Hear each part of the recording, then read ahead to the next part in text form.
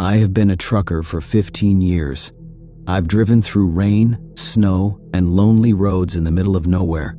But nothing comes close to the horror I faced one night on Route 666. Yeah, I know what you're thinking. Route? Sounds like a bad horror movie. But I swear on my mother's grave, this road is real. It runs through the desert, mostly forgotten now. People avoid it, say it's cursed. I never believed in ghost stories. But that changed after one night. I was hauling a load of auto parts from Texas to Arizona. It was late, and I was behind schedule. My GPS rerouted me, cutting through an old desert road. Route 666. I laughed when I saw the sign. Damn superstitions, I muttered. The road was empty, just miles and miles of desert on both sides. The sky was clear, the moon full. It was peaceful, in a lonely kind of way. I turned up the radio to keep myself awake. That's when I saw it. A man, standing on the side of the road. At first, I thought he was a hitchhiker. He wore an old black coat and a wide-brimmed hat. His face was hidden in shadows. As I passed him, he didn't move, didn't stick out a thumb, didn't wave, just stood there. Something about him made my skin crawl. I looked in the mirror. He was gone. I shook it off. Just a trick of the light. Maybe I was more tired than I thought. About an hour later, I saw headlights in my mirror. A truck was coming up fast. I hadn't seen another vehicle for miles, so I was relieved. The truck pulled up beside me. An old Peterbilt, black as night. No company name, no license plate. Just a skull decal on the door. The driver's window was down, but I couldn't see the driver. Just darkness. Then the horn blasted, loud, deafening. My whole truck shook. I grabbed the wheel, trying to steady myself. The other truck swerved toward me. I slammed the brakes. My tires screamed against the pavement as I barely avoided running off the road. The black truck sped ahead, but as it passed, I saw something in the passenger seat. A man in a black coat and a wide-brimmed hat. The same man from before. He turned his head toward me. No eyes, just black, empty socket. Then the truck was gone. I was alone again. I needed to get off that road. I checked the map and found a gas station up ahead. I pulled in, my hands still shaking. The place was old.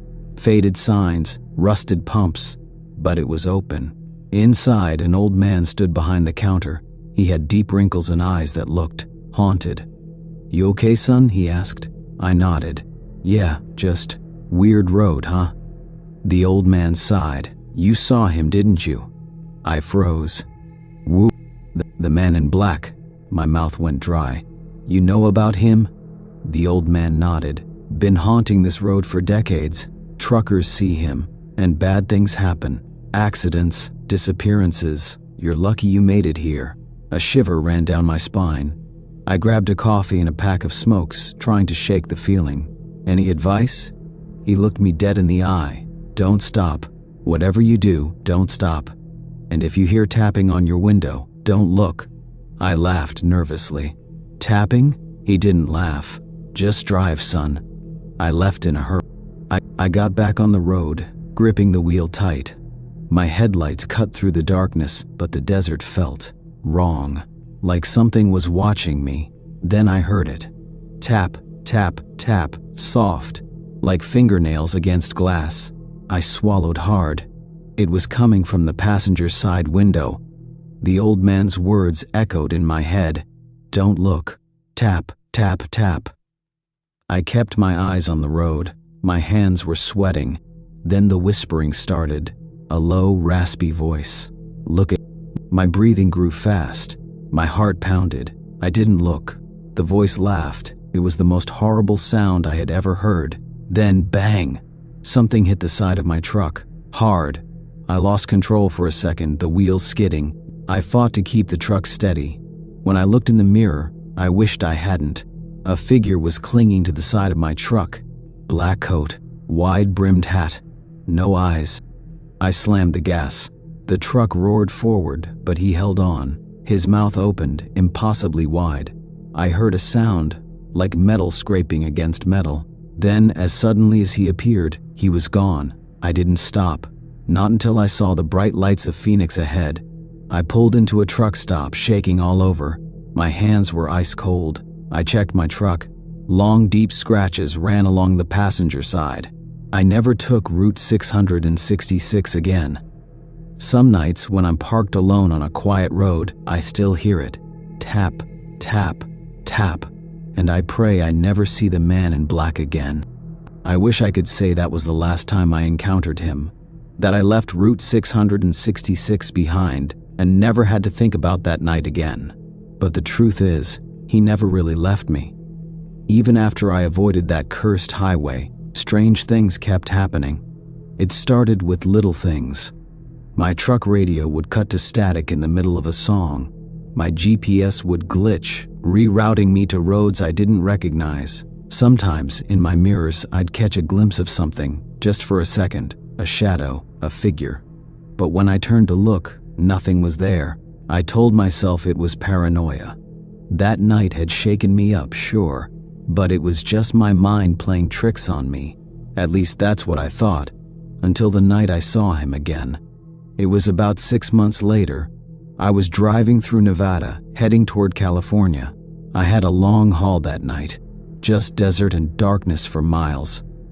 Somewhere around 2 a.m., my CB radio crackled to life. At first it was just static, then a voice, low, scratchy, familiar. Look at me. My blood ran cold. I grabbed the radio, my hands shaking. Who is this? Silence. Then laughter, that horrible metallic laughter. The same laughter I heard on Route 666. I slammed the radio off. My heart was pounding. I reached for my phone to check my GPS, but my screen was frozen. The route had changed. My truck was heading straight for Route 666. I hit the brakes, my tires screeching. I wasn't going back there. No way in. But then I saw the headlights in my mirror. That black Peterbilt. It was back. The truck sped up, gaining on me fast. Its headlights burned bright, casting long, eerie shadows across the desert. My truck rattled as the black Peterbilt's horn blared, louder than any horn I'd ever heard. I floored it. My engine roared, the speedometer climbing, but the truck behind me wasn't slowing down. It pulled up beside me, just like last time. I turned my head, and there he was. The man in black, hat low, no eyes, just dark, hollow sockets staring into me. His mouth stretched open, that inhuman sound of metal scraping against metal filling my ear. Then he grinned. His hand reached out. Long, skeletal fingers pressed against my window. Tap, tap, tap. I screamed.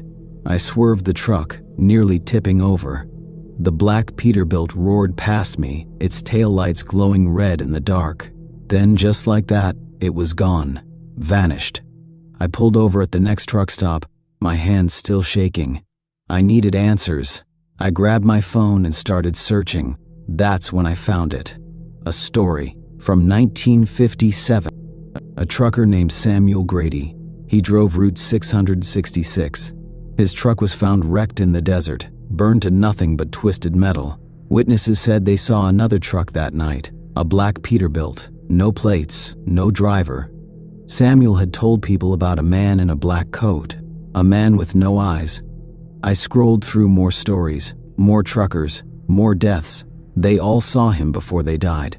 The man in black. I sat back, my stomach twisting. I had survived twice, but for how long? That was 2 years ago. Since then, I've avoided certain roads. If my GPS acts up, I turn around. If my radio cuts to static, I shut it off. But sometimes, I still hear it. Tap, tap, tap. I know he's still out there, waiting, for me, for the next trucker who doesn't believe the stories. So if you're ever driving alone at night and you see a black truck with no plates, if your radio crackles and you hear laughter, if you hear tapping on your window, don't look. And whatever you do, don't stop. I should have quit trucking after that. Should have found a normal job, something safe. But trucking is all I know. It's in my blood. Still, I was careful. I stuck to busy highways, avoided night drives whenever I could, and for a while nothing happened. No black trucks, no whispers, no tapping. I almost believed it was over. Then, last week, I got a job hauling a load through Utah. The route looked fine until my GPS glitched again. The screen flickered, then changed. Route 666. I slammed the brakes. I wasn't making that mistake again. I tried to reroute, but my GPS wouldn't respond. Then, my radio turned on by itself. Static, then a voice, low, scraping, familiar. "You can't run forever." I turned the truck around. I wasn't going that way, no damn way.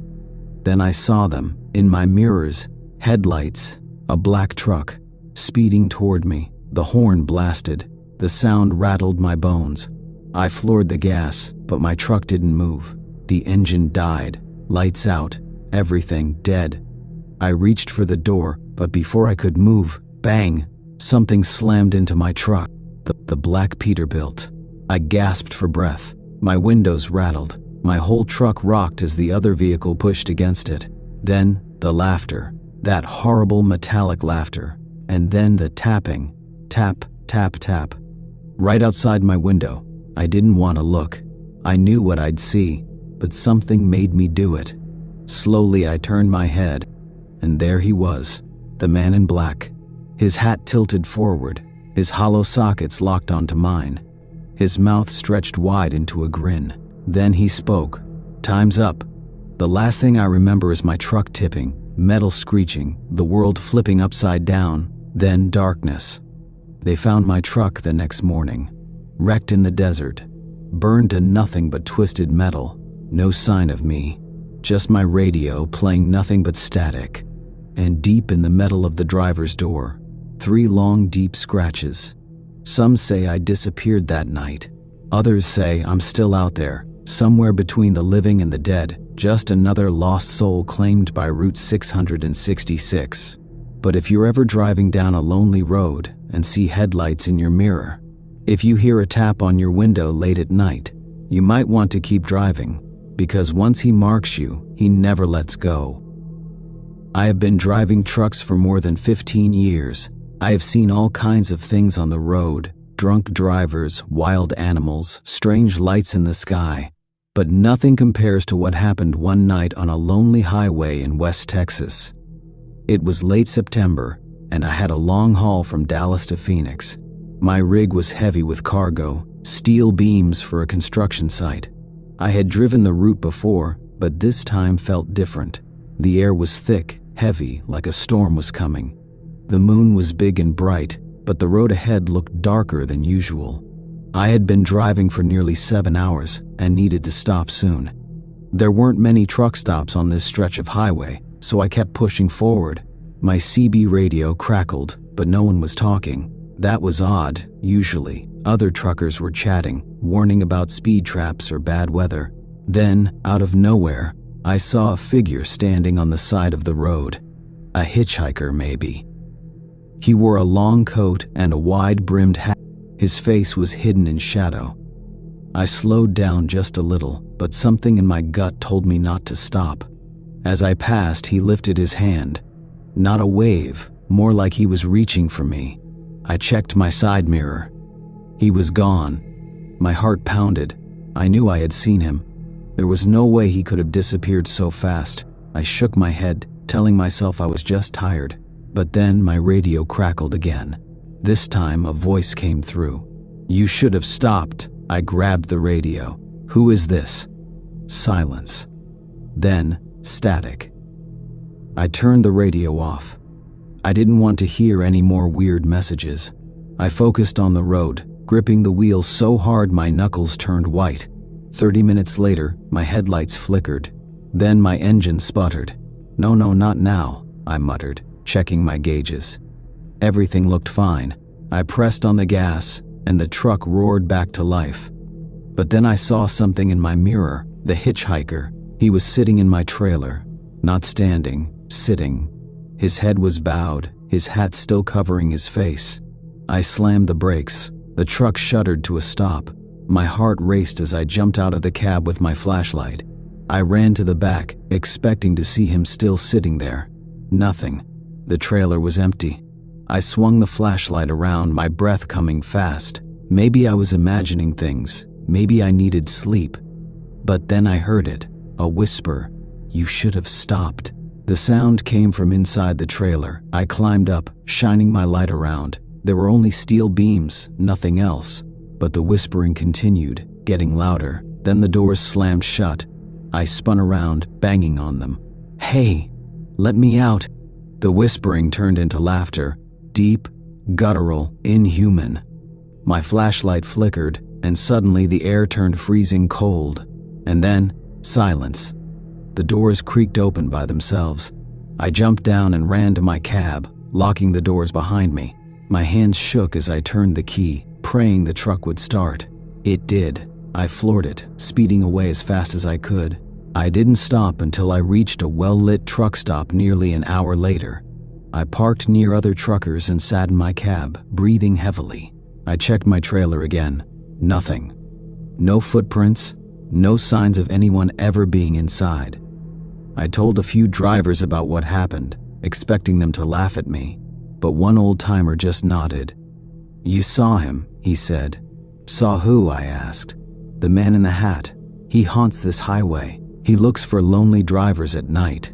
If you stop for him, you never get back on the road." I felt a chill run down my spine. "And if you don't stop?" The old man took a sip of coffee. "Then he follows you." I never took that route again. But sometimes when I'm driving late at night, my radio crackles, and I swear, I hear someone whisper, "You should have stopped." I stayed at that truck stop until sunrise, trying to convince myself that I had imagined the whole thing. Maybe I was just exhausted. Maybe my mind was playing tricks on me. But no matter how many times I told myself that, I couldn't shake the feeling that something had been in my truck that night. I checked everything again in the daylight. My cargo, my cab, my tires. Everything was in place. Nothing looked tampered with, but I still felt watched. I grabbed a fresh cup of coffee and asked around. A few truckers had heard of strange things happening on that stretch of road. Lights in the woods, figures walking along the highway at night, voices on the CB radio. But nobody had a story quite like mine. "You're lucky," the old-timer from last night told me. "Most folks who see him don't get away so easy." That should have been the end of it, but it wasn't. I finished my haul and told myself I wouldn't take that highway again. But a few weeks later, another job came up. Same route, same destination. I hesitated before accepting it. But money was money, and I figured lightning wouldn't strike twice. I was wrong. I left Dallas in the early afternoon, planning to be past that cursed stretch of road before nightfall. But delays happen. A breakdown in traffic, a wrong turn, a longer than expected fuel stop. It all added up. By the time I reached that part of the highway, the sun had already dipped below the horizon. I gripped the wheel tight, trying to keep my breathing steady. The road stretched ahead, empty and dark. My radio was on, but no one was talking. Then the static started. It began as a faint crackling, like a bad signal. Then it grew louder. And then, "You should have stopped." I nearly swerved off the road. My hands went ice cold. The voice was the same as before, low, hollow, wrong. I slammed the radio off. Then my headlights flickered. No, not again. I pressed the gas, wanting nothing more than to get the hell out of there. The road signs ahead told me I had 20 miles until the next town. That's when I saw him, standing in the middle of the road. The same long coat, the same wide-brimmed hat. Only this time, he wasn't alone. Behind him, shapes moved in the darkness. Figures, shifting and swaying like they were caught in a slow-motion nightmare. Their eyes, if they had eyes, reflected the moonlight, glowing like dying embers. I yanked the wheel, swerving around them. My tires screamed, and my trailer fishtailed. But I didn't stop. I wasn't going to stop. My truck roared down the highway, the speedometer pushing past safe limits. I checked my mirrors. They were following me, not running, not walking, just moving, sliding across the asphalt like shadows on water. I couldn't breathe. My vision tunneled. My radio, though I had turned it off, suddenly blared back to life. Laughter, Deep, cold, endless. Then bang, something hit my trailer. Hard. The whole truck shuddered. I fought to keep control, gripping the wheel with everything I had. The road was curving. If I lost control, I'd flip. I focused, white-knuckled, and powered through. When I finally dared to look in the mirror again, they were gone. Just like that. The road behind me was empty, but I felt them. I knew they weren't really gone.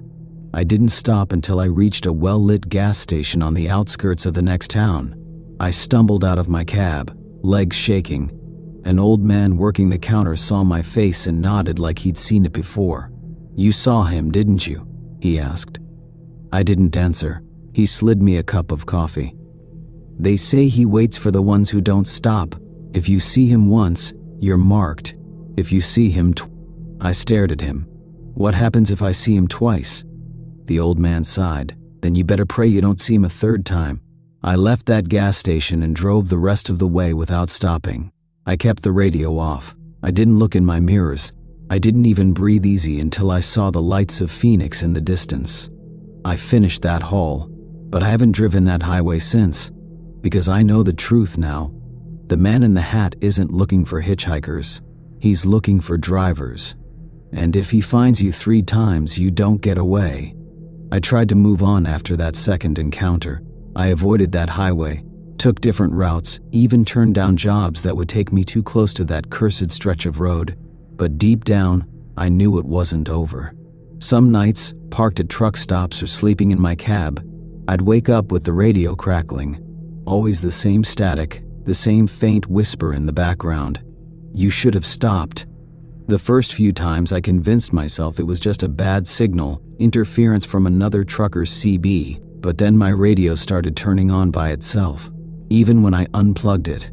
That's when I knew he was still following me. It was nearly 6 months after that second encounter when I made the biggest mistake of my life. I got careless. I had taken a long haul to Denver and was heading back south. It was supposed to be an easy trip, mostly daylight driving, but a storm slowed me down, and before I knew it, I was running late, and I wasn't paying attention. When I saw the green highway sign, my stomach dropped. US Route 87. I had done everything to avoid this road, but somehow I had ended up right back where it all started. My heart pounded as I debated turning around, but I was almost out of fuel, and the next truck stop was miles away. I told myself I could make it. I told myself it was just a road. I was wrong. The moment my tires hit that cursed pavement, my headlights flickered. My radio, still unplugged, crackled to life. "You should have stopped." I gritted my teeth and pressed on. I wasn't going to let fear control me, but then just ahead, I saw something that made my blood run cold. Red taillights, a truck, parked sideways across the road, blocking the entire highway. I hit the brakes, my rig groaning as it slowed. The truck was old, rusted, like it had been sitting there for decades. Its trailer doors were wide open, revealing nothing but darkness inside. And standing in front of it, the man in the hat. He was waiting for me. And this time, I knew I had nowhere to run. The whispering started immediately. It wasn't just from the radio anymore. It was inside the cab, all around me. Voices, dozens of them, whispering, laughing, breathing. I gripped the wheel so tight my fingers ached. My headlights flickered again, and for a split second, I saw something in my mirrors. The figure, the ones from before, they were inside my trailer. I slammed the gas, but the truck didn't move. My wheels spun, tires screeching, but it was like something was holding me in place. Then the doors of the rusted truck ahead slammed shut, and I knew if they got me into that trailer, I wasn't coming out. I wasn't going to let that happen. With everything I had, I yanked the wheel and floored it, swerving off the road. My rig crashed through a ditch, bouncing hard, but I kept going. The highway blurred past me as I pushed the engine to its limit. The whispering turned into screaming, a terrible high-pitched wail, like 1,000 voices crying out at once. My radio exploded into static, my mirrors cracked, and the air inside the cab turned freezing. Then, silence. I didn't stop, not for miles, not until I saw the bright lights of a gas station. I pulled in, shaking so badly I could barely turn off the engine, and when I finally looked in the mirror, I saw him, sitting in my passenger seat, the man in the hat, grinning, and then he vanished. I quit trucking after that, sold my rig, moved to a city far away from highways and empty roads, but it doesn't matter, because he still finds me. In the middle of the night, my TV flickers to static. My phone rings, but there's no one on the line. And sometimes, when I walk past a dark alley or an empty street, I see him, standing in the shadows, waiting. And I know, one day, I won't be able to run anymore. And when that day comes, I should have stopped. I tried to outrun it. I tried to hide. But you can't escape something that isn't bound by roads, by time, or by the rules of this world. At first, it was small things. The flicker of a streetlight as I walked under it, a cold spot in my apartment right next to my bed, a shadow in the corner of my vision that vanished when I turned my head. But then it got worse. One night, I woke up gasping for air.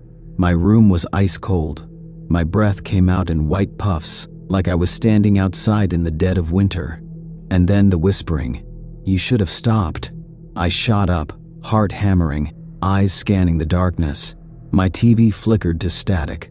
My phone buzzed on the nightstand, vibrating like I had a call. I picked it up. No number, no name, just static. And underneath it, a voice, laughing. I threw the phone across the room, breathing hard. This was getting worse. He was getting closer. I needed to do something. I needed to end this. I went back. I don't know why. Maybe I was sick of running. Maybe I knew it was the only way to face whatever was waiting for me. I bought an old truck, nothing fancy, just something that could take me back to that road. If I was going to end this, it had to be there. US Route 87. The sky was black when I reached it. No moon, no stars. Just an endless stretch of road and darkness pressing in from all sides. I turned on my CB radio. It crackled to life. Silence. Then you came back. His voice. A deep chill ran down my spine, but I kept driving. The road ahead stretched forever, no signs, no mile markers. And then the truck appeared. The same rusted, dead hulk that had blocked my path before. Its trailer doors hung open like a gaping mouth, and standing in front of it, the man in the hat. I stopped. For the first time, I did what he wanted. I turned off the engine. I left the keys in the ignition, and I stepped out. The air was thick, suffocating. Every instinct screamed at me to run, but I forced myself forward. The whispering started again. Not just from him, from the shadows, from the road. The figures appeared behind him. Dozens, maybe hundreds, twisting, shifting, faces frozen in silent screams. I took another step. "What do you want?" I asked, my voice barely above a whisper. The man in the hat lifted his head. For the first time, I saw his face. No eyes, no nose, just a wide, jagged grin stretching too far across his pale skin. He opened his mouth, and I saw the highway inside him, the road, the darkness, the endless miles of nothing. And then I understood. I had been driving for years, always moving, never stopping. The road was my home, my prison, my escape. But he was the road. He was the highway, and he had waiting for me to join him. The figures behind him reached out. Their hands were black, twisted, stretching toward me. I felt the cold creep into my bones. My body was slipping away. If I stepped forward, I'd become one of them. A lost soul, trapped in the miles of endless road, whispering to the next unlucky driver. But if I ran, would he ever stop chasing me? I closed my eyes, and I made my choice. They found my truck the next morning, engine off, keys still in the ignition, parked neatly on the side of the road. The driver's seat was empty, no footprints, no signs of struggle, just an old CB radio crackling with static.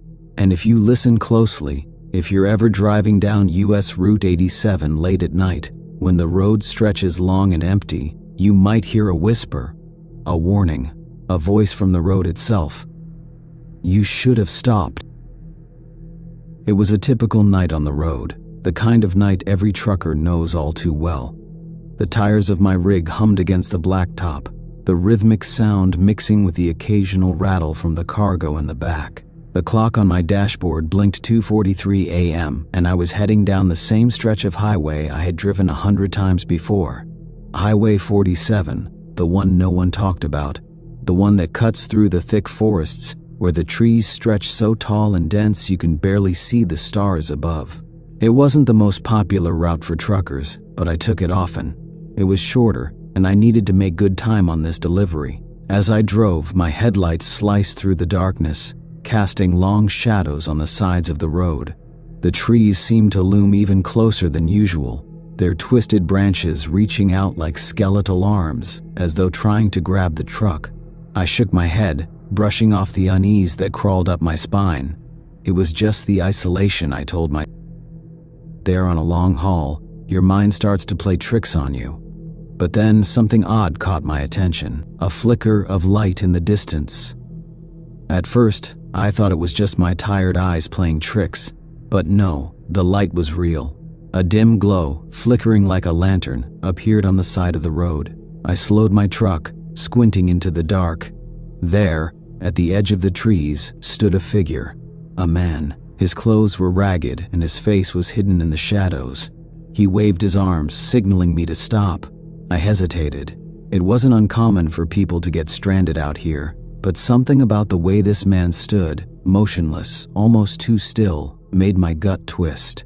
I should have driven past, kept going like every other trucker would, but the decent part of me, the part that knew how dangerous it was to be stranded in the middle of nowhere, forced me to slow to a stop.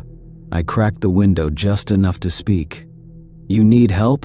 I called out, my voice rough from hours of driving. The man didn't answer immediately. He just kept staring at me, his head tilted slightly. It was unnerving. My truck broke down," he finally stammered. I need a ride." His voice sounded strange, like he was trying to speak through a thick fog. "Where are you headed?" I asked, trying to assess the situation without stepping out of the truck. The man didn't answer right away. His eyes seemed to dart back and forth, like he was looking over his shoulder. I didn't like the way he was acting. Something wasn't right. "I'm just trying to get to town," he said quietly, almost too quietly. That was enough for me. I made the decision to drive on. It was late, and I didn't need to be messing around with some strange hitchhiker in the middle of nowhere. As I put my foot back on the accelerator, I saw his face for the first time. Wide, pale eyes that seemed almost too large for his face, and a faint smile that didn't reach his eyes. I sped off, shaking my head and telling myself I was just tired. But then, something strange happened. The figure was still there. I looked in the rearview mirror, expecting to see him disappearing into the trees, but no, he was walking behind the truck, keeping pace with me. It didn't make sense. I was doing 50 miles an hour. How was he keeping up? My heart skipped a beat. I pushed harder on the gas, trying to put more distance between us. But as I glanced back again, the figure was still there, now moving faster, keeping right up with my truck. His arms were outstretched, like he was reaching for something. I slammed on the brakes. The truck jolted to a stop. The eerie silence of the forest seemed to swallow the sound of my engine. I was breathing fast, my hands gripping the steering wheel. I didn't know what was going on, but I wasn't sticking around to find out. I threw the truck into reverse, aiming to speed back down the road and leave whatever was out there behind. But just as I started moving backward, I felt something heavy press against the back of the cab. It was like a sudden impact, though I hadn't hit anything. I jumped out of the truck, my heart pounding, but when I checked the rear, there was nothing there. No man, no strange figure, not even a mark on the truck. I stood frozen for a long moment, the hair on the back of my neck standing up. Maybe I was imagining things. Maybe it was fatigue or the isolation, but something deep inside me told me that I was not alone on that road. With trembling hands, I climbed back into the truck and started driving again, this time at a much slower pace. The headlights cut through the darkness, but the trees on either side of me seemed to press closer, their twisted forms seeming to whisper my name. Hours passed, and I began to think it was all just a hallucination. Maybe I'd just been pushing myself too hard on the road, and I'd convinced myself of something I hadn't actually seen. I even chuckled nervously to myself. But then, just as the road began to straighten out, I saw something up ahead, a sign for a small truck stop. It was an old, run-down place, one I'd never noticed before. The lights were dim, but there was enough glow to see the outline of a few trucks parked outside. I figured I could stop for a quick break, get a cup of coffee, and gather my thoughts. I pulled in, parking next to an old Peterbilt. No one else was around, which seemed odd for a truck stop, but I wasn't going to argue. I needed some rest. As I stepped out of the cab, I heard the unmistakable sound of footsteps behind me. I spun around. There was no one there. The hairs on the back of my neck stood on end again, and I knew I wasn't alone. I stepped back quickly, my heart racing. The footsteps had been so clear, so deliberate. But when I turned around, the truck stop was empty. The trucks stood still, their engines silent in the night, and the small diner beside the lot was dark, save for a faint light flickering through the windows. No sign of anyone. Maybe I rode for hours, and fatigue was beginning to set in. My mind was playing tricks on me, I told myself. But even as I tried to calm myself, that feeling, the one I had ignored earlier, kept creeping up again. I wasn't alone. Something was off. I turned back toward the diner, hoping to find a warm cup of coffee to settle my rattled nerves. But just as I took a step, I saw him, the man from earlier, standing just beyond the door of the diner looking at me. His pale face, twisted smile, and those unsettling oversized eyes were staring right through me. I froze, my breath catching in my throat. My hands clenched into fists at my sides, and I felt the cold sweat trickling down the back of my neck. This time, I didn't wait. I didn't hesitate. I turned and bolted back toward my truck, my boots pounding against the gravel. I could hear him now, the sound of his footsteps following mine, slow, measured, and never faltering. It was like he was toying with me, taking his time. Every step felt heavier than the last, and my chest tightened as panic clawed its way up my throat. I reached my truck and jumped into the cab, slamming the door shut behind me. My hands were shaking so badly I could barely grip the steering wheel. I was out of my mind. I knew it. There was no reason for this to be happening. He wasn't real. He couldn't be real. But when I looked in the side mirror, there he was, standing just a few feet away, watching me with that sickening smile, his eyes wide and unblinking. I slammed my foot on the gas, tearing out of the truck stop and onto the highway, the tires screeching as the engine roared to life. My pulse was pounding in my ears, and my breath came in shallow gasps. The highway stretched out ahead of me, dark and desolate. I was driving faster now, my hands gripping the wheel so tightly my knuckles were white. But in the corner of my eye, I saw something. The trees, those twisted, gnarled things, were shifting. It was like they were moving, bending toward me as if they wanted to swallow me whole. The road seemed to narrow, the headlights flickering as if the darkness itself was closing in around me. I didn't dare look in the mirror again. I couldn't. I didn't want to know if he was still there. But as I drove, the radio suddenly crackled to life. The voice was faint, distorted, like a whisper carried by the wind. It sounded far away, almost like a cry for help. I jerked the knob to turn it off, but the static only grew louder. The voice came again, clearer this time. "Help me. You have to help MME." My fingers froze on the dial. I didn't want to hear it. I didn't want to know. But then, just as suddenly as it had started, the radio went silent again. I glanced out the window, my eyes scanning the trees on the side of the road. Something was moving in the shadows. It wasn't an animal. It wasn't just the wind. I had to get off the highway. I couldn't stay out here any longer. My eyes caught a turnoff up ahead, an old gravel road that led into the woods. A shortcut maybe, but it seemed safer than continuing on the main highway. I veered off the road, the tires crunching over the gravel as I turned onto the narrow path. The trees seemed to close in around me, the branches overhead blocking out the little light from the moon. The truck's headlights barely illuminated the road in front of me. It wasn't long before the truck started to slow on its own. The engine sputtered and the dashboard lights flickered. "What the hell?" I muttered, slamming my hand on the steering wheel. The truck came to a complete stop. The silence was nothing. My heart hammered in my chest as I tried to restart the engine. Nothing. It wasn't budging.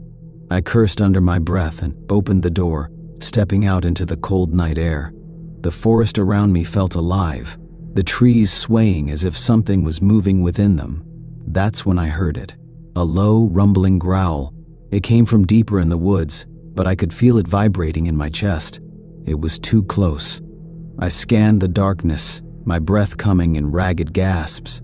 I wasn't alone out here. Something was watching me. I hurriedly climbed back into the truck, locking the door behind me. My eyes flicked to the rearview mirror once more, and there he was, the man. His pale face, his eyes wide and unblinking, staring directly at me through the back window. He was standing at the edge of the trees, his body twisted in an unnatural way, like he wasn't entirely human. I couldn't breathe. I couldn't move. He smiled, that same cold, empty smile. And then the growl came again. Louder this time. Something else was coming. I tried the engine again, but it didn't start. Panic surged through me as I pounded my fists against the wheel. The growl grew closer. I could hear the rustling of leaves, the snap of branches. The man stepped forward, his gaze never leaving me. And behind him, in the darkness, I saw them. Figures, shapes moving through the trees. They were hunched, twisted forms with glowing eyes, their bodies contorted in unnatural ways. I didn't wait for them to get closer. I kicked open the door and ran. I didn't care where I was going anymore. I just needed to get away. I could hear them behind me getting closer. Their footsteps were heavy and swift, and the growling was almost deafening. I didn't know how long I ran. The night seemed endless, the woods stretching on forever. But finally, when I couldn't run anymore, when my lungs burned and my legs gave out beneath me, I collapsed onto the cold ground. And then the voice came again. "You shouldn't have stopped." I turned, and there, standing in the shadows, was the man, his face twisted in that same sickening smile.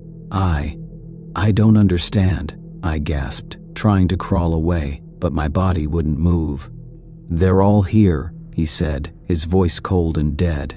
"The ones who never leave, the ones who wander the road." And then everything went black. I awoke in the cab of my truck. The engine was running.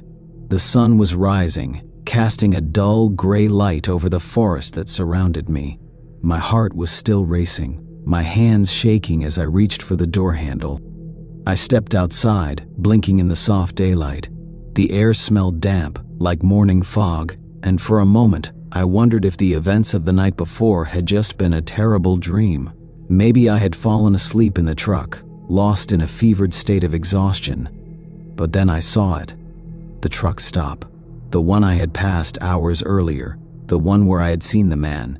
The same faded sign, the same parked trucks. Nothing had changed. But something about the place felt wrong.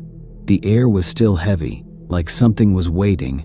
I walked toward the diner, unsure of what I was looking for. As I approached, I noticed the door was slightly ajar, the same flickering light inside. I pushed the door open, stepping into the musty, dimly lit room. Behind the counter, there was no one. I glanced around the small diner, my mind racing, but there was no sign of life. The tables were empty, the coffee pots cold, and the floors covered in dust. A chill ran through me. This place, this whole situation felt off. I was about to leave when I saw it. On the far wall, barely visible beneath the layers of dust, was a framed photograph, a faded, yellowed image. I walked closer, my fingers brushing against the glass. The photo showed a group of truckers, all standing together outside the very diner I was standing in. They looked familiar, too familiar. In the middle of the photo was the man. His face was as pale as I remembered, his eyes just as wide, his smile just as twisted. But there was something else in the picture that sent a cold shiver through me. All of the truckers, including the man, were standing on a highway, and in the background, just beyond the trees, the same dark, ominous shapes I had seen chasing me the night before. I turned and stumbled back toward the door, but before I could reach the handle, I heard the sound of footsteps, slow, deliberate, just like before. I didn't turn around. Instead, I ran. Out of the diner, through the parking lot, and back to my truck. I climbed into the driver's seat, my hands trembling as I threw the truck into gear. My foot hit the accelerator, and I drove away as fast as I could, my eyes focused on the road ahead. But no matter how fast I drove, no matter how many miles I put between myself and that place, I knew one thing: it wasn't over. I couldn't escape. The man, those things, the voices, they would always be there. They would always be waiting on the road, and I would never be alone.